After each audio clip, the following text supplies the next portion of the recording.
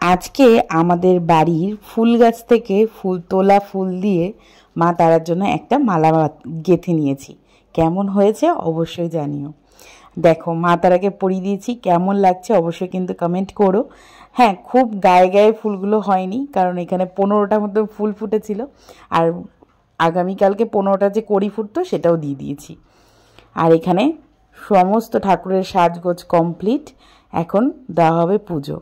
আজকে যেহেতু অক্ষয় তৃতীয়া, খাতা পুজো করার থাকে আমাদের, তো এবছর বাড়িতে সেই পুজোটা আমার বর সেরে নিয়েছে, তাই সমস্ত ঠাকুরকে সাজিয়ে নেওয়া হয়েছে। আজকে আমাদের গুরুদেবের জন্মতিথি, তো সবাইকে জানাই অনেক অনেক শুভেচ্ছা অক্ষয় তৃতীয়ার। সবার দিনটা ভীষণ ভীষণ ভালো কাটাও। আজকের দিনটা কিন্তু ভীষণ শুভ।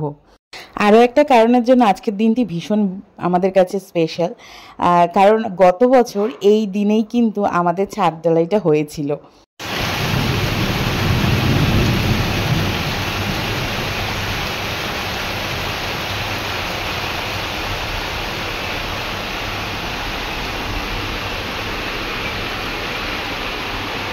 তোমরা কি সবাই ভাবছো সন্ধ্যা হয়ে গেছে? একদমই না বন্ধুরা, এখন বাজে হচ্ছে সকাল 11:30।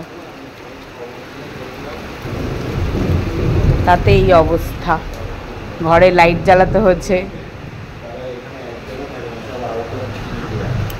এই যে নাই রান্না করতে পারছি না, এখন করব এই লতিটা রান্না, তাই জন্য এই যে এখানে মশলা কষাচ্ছি।